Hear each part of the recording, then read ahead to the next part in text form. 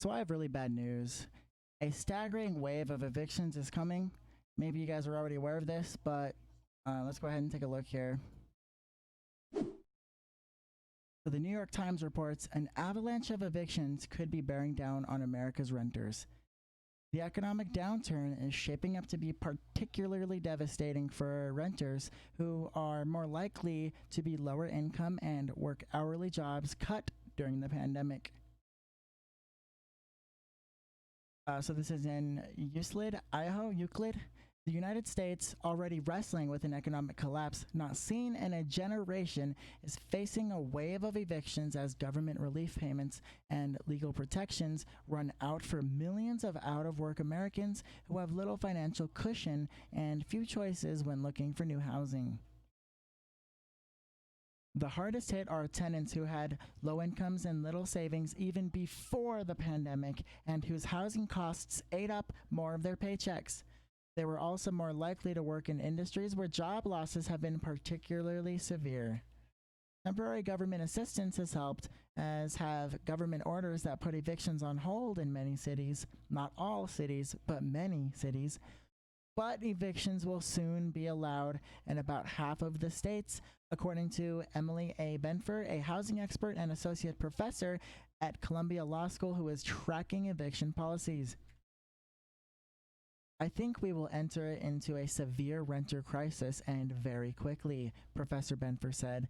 Without a new round of government intervention, she added, we will have an avalanche of evictions across the country. That means more and more families may soon experience the dreaded eviction notice on the front door, stomach-turning knock from the sheriff's deputies, the possessions piled up on the sidewalk. They will face displacement at a time when people are still being urged to stay at home to keep themselves and their community safe. In many places, the threat has already begun. The Texas Supreme Court recently ruled that evictions could begin again in the nation's second largest state. In the Oklahoma City area, sheriffs apologetically announced that they plan to start enforcing eviction notices this week. And a handful of states, like Ohio, had few statewide protections in place to begin with, leaving residents particularly vulnerable as eviction cases stacked up or ticked forward during the pandemic. So this picture is pretty telling. A lot of people I know, me included, have had this happen to them. We've seen this picture. So it says Miss Naffah's empty mailbox. She checks every day for a government stimulus check she said she had not received. So the story goes on to talk about the woman in the main picture. Her name is Sandy Naffah, or Naffah, I don't know.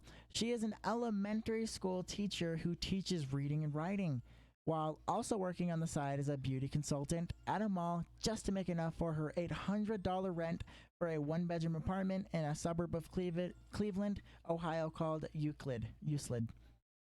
She has yet to receive her stimulus check, and she has yet to receive her unemployment benefits.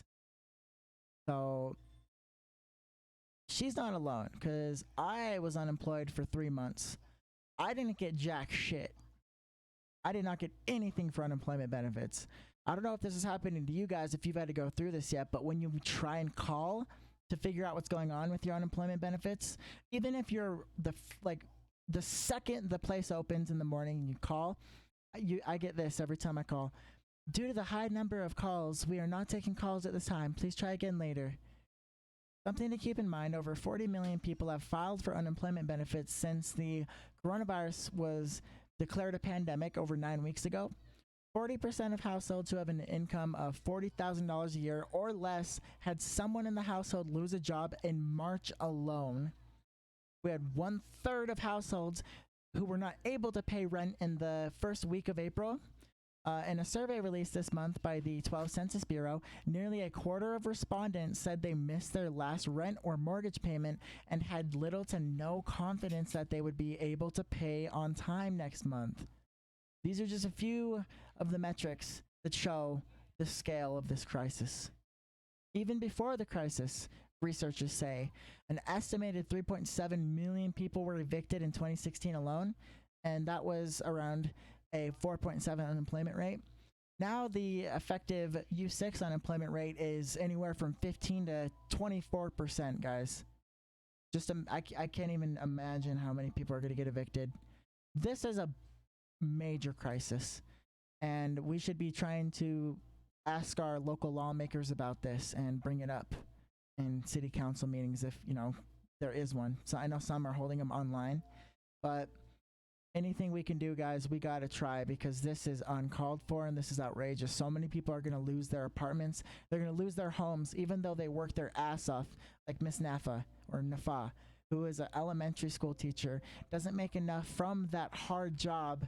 Imagine being in a room with like 28 to 30 kids, young elementary school kids, and teaching them and still not making enough money and having to take a second job on top of it, all while, having to take care of a little puppy. Man, I can't imagine what she's going through. So I just wanted to share that, guys. And everyone stay safe, guys. And I hope everyone's in a better position. And I really hope we can figure out something here. I really hope the Trump administration decides to do something about this. I know they're not going to, but it's just hard to fathom. Thank you guys so much for watching the video. And I'm not going to ask you guys to subscribe, like, or anything, but it definitely helps, especially being suppressed by YouTube. They're elevating the voices of mainstream media currently, and it makes it really tough for people like me who devote a lot of time to this kind of thing. So any support is much appreciated. Either way, thank you so much for watching the video.